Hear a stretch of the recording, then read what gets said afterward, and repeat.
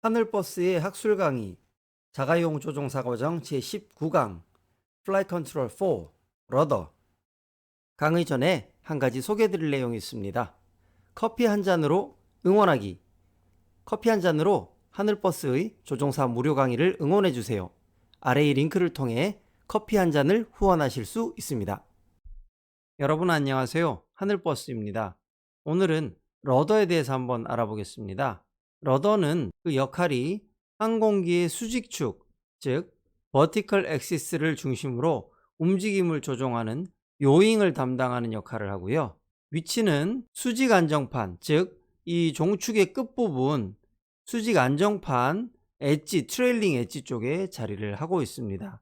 요잉이 어떤 건지는 이미 지난번에 우리가 알아봤었습니다.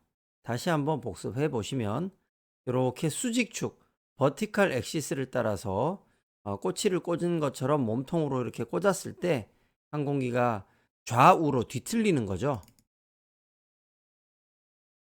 네, 보시면 이렇게 해서 이렇게 움직이는 겁니다. 러더 페달이 움직임에 따라서 움직이는 것이 보이실 거고요. 러더가 움직임에 따라서 항공기는 수직축을 기준으로 왼쪽, 오른쪽으로 요잉을 하게 되는 겁니다. 이렇게 말이죠. 네, 바로 여기 끝부분 러더라고 되어 있는 부분 있죠. 이 부분이 지금 우리가 공부하고 있는 러더가 되겠습니다. 러더가 이렇게 따로 움직이는 부분이 이 부분이 되겠고요. 좌우로 움직이는 것이 되겠죠. 그러면 조종사가 어떤 것으로 조종을 하는지 그것을 설명을 드릴게요. 조종석에 앉았을 때 자동차의 액셀러레이터와 브레이크처럼 두 개의 페달이 있습니다. 이 두 개의 페달이 이렇게 앞쪽과 몸통, 즉 위쪽을 밟을 수도 있고 아래쪽을 밟을 수도 있게 되어 있는데요. 그러면 러더 페달이 어떻게 생겼는지를 한번 설명을 드리겠습니다. 보시는 바와 같이 러더 페달은 이렇게 두 개의 페달로 구성이 되는데요. 그런데 모양이 일반 자동차의 페달과는 좀 다릅니다. 그래서 설명을 드리면 이게 아래쪽은 러더 페달이 되겠습니다. 러더. 두 가지의 기능이 있습니다. 위쪽은 브레이크 페달입니다. 러더 페달로 사용하게 되면 아래쪽을 이렇게 밀면 페달 전체가 이렇게 밀립니다. 이 축 자체가 이렇게 밀리고요. 작동되는 모습을 한번 보실까요? 이렇게 전체가 쭉 밀리죠. 예. 전체가 쭉 밀려서 들어갔다 왔다 갑니다. 이 위쪽은 브레이크입니다. 브레이크를 밟게 되면 요 앞부분이 이렇게 꺾입니다. 이렇게 앞부분만 꺾이면서 브레이크를 잡게 되는데요. 어떻게 작동하는지 한번 보시죠. 이렇게 이렇게 양쪽 다 밟으면서 브레이크를 밟게 되는 겁니다.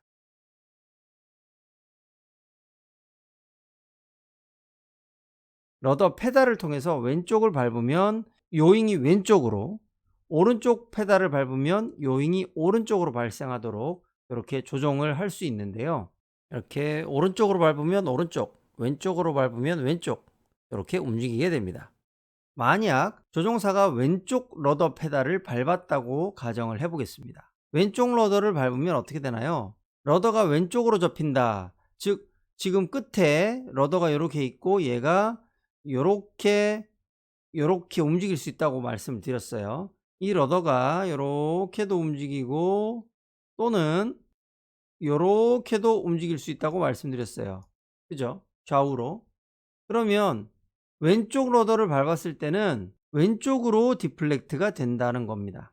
그러면 이 디플렉트 된 러더 표면에 흐르던 기류가 바뀌겠죠. 무언가 변화가 있겠죠. 어떻게 변할까요? 자, 그러면 여러분 이걸 잘 봅시다.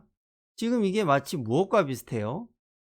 우리가 날개 윙에서 에일러런이 디플렉트 되던 것과 비슷하다고 느껴지지 않습니까? 제가 지금 여기 에일러런을 그려봤어요. 모양은 별로 이쁘지 않지만 이 에일러런이 이렇게 밑으로 디플렉트 됐을 때 앵글 오브 어택이 어떻게 됐죠? 네, 앵글 오브 어택이 이렇게 커졌었죠. 네. 만일 에일러런이 위로 올라가면요.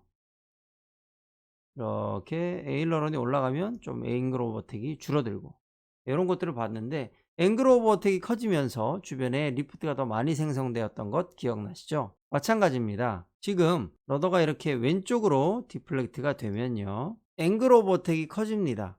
어떤 앵글 오브 어택이 커지나요? 앵글 오브 어택은 렐러티브 윈드와 코드라인이 이루는 각이죠. 그럼 렐러티브 윈드가 이렇게 여기서 불어오고 있고요. 코드라인은 어떻게 됩니까? 얘와 이 끝단이 이루는 각, 즉 요것을 제가 연결을 해 볼게요. 요렇게 되겠죠. 그러면 앵글 오브 어택이 뭐가 되나요? 네, 요만큼이 앵글 오브 어택이 되겠죠. 앵글 오브 어택이 이렇게 커지면 리프트가 이 에어포일 위쪽으로, 즉 이 오른쪽 면을 타고 이렇게 빨리 움직이면서 여기는 속도가 빨라지고 여기는 속도가 느려지면서 뭐가 생기죠? 리프트가 생기죠. 압이 높은 곳에서 낮은 쪽으로 가려는 리프트가 이렇게 오른쪽으로 형성되겠죠. 리프트가 오른쪽으로 형성이 되면 어떻게 되나요? 이 꼬리축이 이렇게 움직이겠죠. 그죠? 그러면 이 수직축을 중심으로 노즈는 이렇게 틀어지겠죠. 네, 이해가시나요? 지금까지 설명한 부분을 다시 한번 말씀드리면, 러더도 수직 형태로 장착된 하나의 에어포일이죠. 그래서 그 압력차에 따른 양력을 발생시켜서 테일을 움직이게 된다. 이런 부분은 자가용 필기시험 문제 같은 경우에 정의에 대한 부분에서 이런 개념들이 출제될 수 있습니다. 러더의 효과는 속도에 따라 증가합니다. 쉽게 말해서 항공기가 고속으로 갈 때는 그만큼 더 많은 에어플로우가 이동을 할 것이고요. 그렇기 때문에 좀 적은 양으로 디플렉션을 해도 효과가 아주 잘 발생을 하겠죠. 그러나 저속에서는 상대적으로 적은 에어플로우가 지나기 때문에 더 많은 디플렉션이 있어야 그만큼의 효과를 낼 수가 있는 겁니다. 그리고요, 우리가 12강에서 배웠던 레프트 터닝 텐던시 기억하시죠? 거기에 나오는 내용 중에 슬립스트림이 있었습니다. 슬립스트림이 이렇게 후류가 이렇게 돌면서 러더를 때려서 얘를 오른쪽으로 밀면서 노즈가 왼쪽으로 요용되게 만드는 그런 효과가 있다고 했죠. 그래서 프로펠러 드리븐 항공기에서는 슬립스트림이 러더의 효과를 증대시키는 그런 기능이 있습니다. 이것도 자가용 학술 시험에서 출제될 수 있는 내용이 되겠습니다. 오늘 강의도 도움이 되셨나요? 다음 시간에는 플랩에 대해서 한번 알아보겠습니다. 그때까지 또 열심히 공부하시고 구독과 좋아요 꼭 부탁드리고요. 다음 강의에서 만나 뵙겠습니다. 안녕.